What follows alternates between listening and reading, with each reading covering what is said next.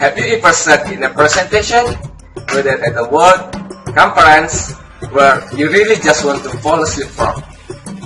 Maybe you have fallen asleep, or maybe you get bored, or you just lost interest and you check your phone for email, Twitter, Instagram, and you play a game or something. This is the worst, right? You just want to leave it and you know you're wasting your time.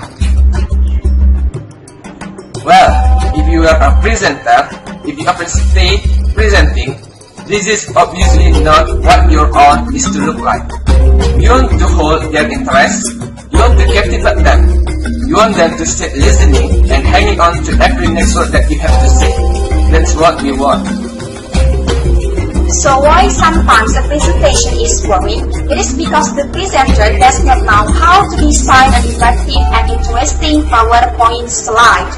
They design it normally without knowing how to catch people's attention. So how to design an awesome and interesting PowerPoint slide?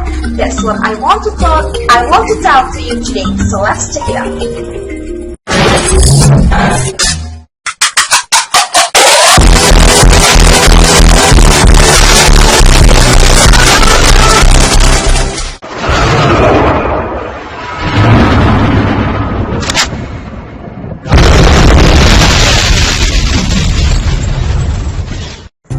Well, everybody knows that PowerPoint can be an amazing tool for your presentation. It's extremely easy to use, and with the use of outlining pen features provided by PowerPoint itself, you can outline your entire presentations in a couple minutes. But think about the last time you were PowerPointed. That is the last time you were trying to listen to someone speak, while trying to read every word that was on the screen behind them. How effective and captivating was that presentation really? At some point, people start believing that when it comes to designing a visual aid like PowerPoint, more is better. But it is not. That is not really accurate. I have one big issue about PowerPoint, and then it is the offspring of a word processor, Microsoft Word. This is the problem, because designing a Word document and designing an effective PowerPoint presentation serve completely different purposes. To illustrate this issue to you, I would like to show you a video of a bad slide presentation which only moves or copies what was on a Word document to a PowerPoint slide.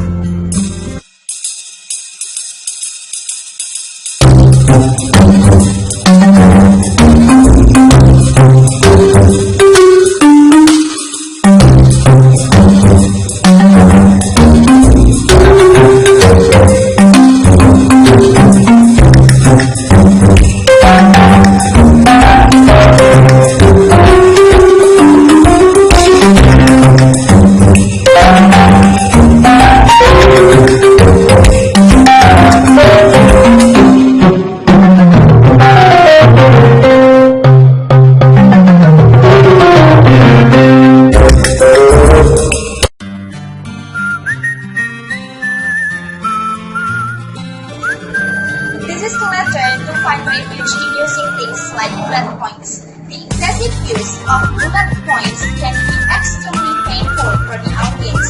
In addition, bullets are not for PowerPoint. It is used for shooting or even killing somebody. So remember, simpler is better.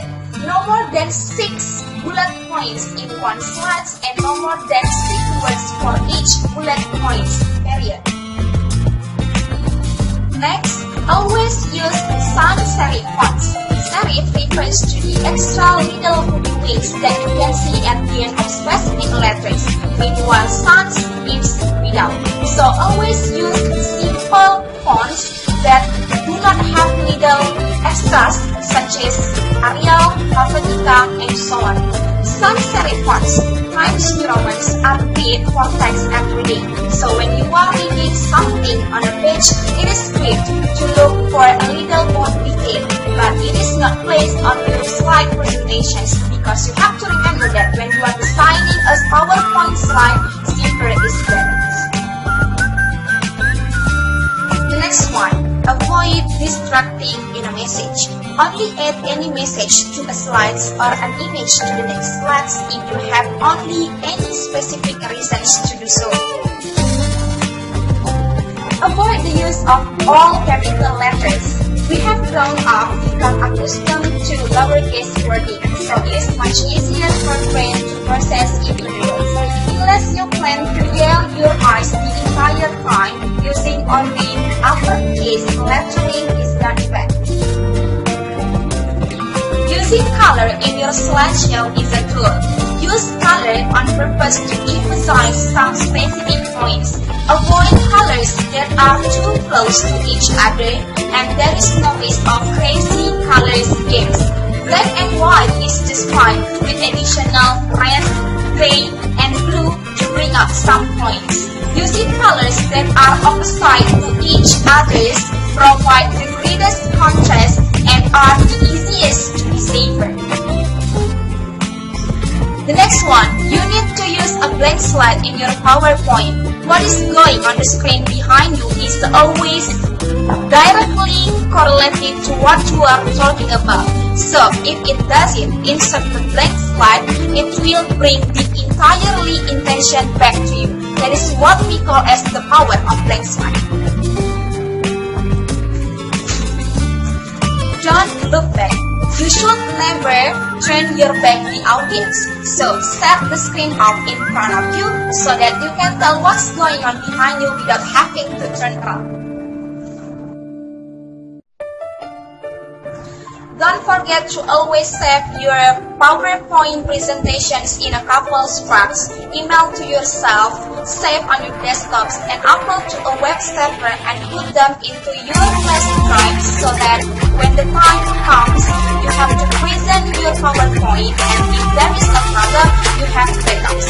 There is nothing worse than putting them together in a bad slide and not being able to present it to your audience. So your visual aid, including your PowerPoint, should aid 5 aspects of your presentations: clarity, retention, interest, professionalism, and finally, helps you to reduce stage fright.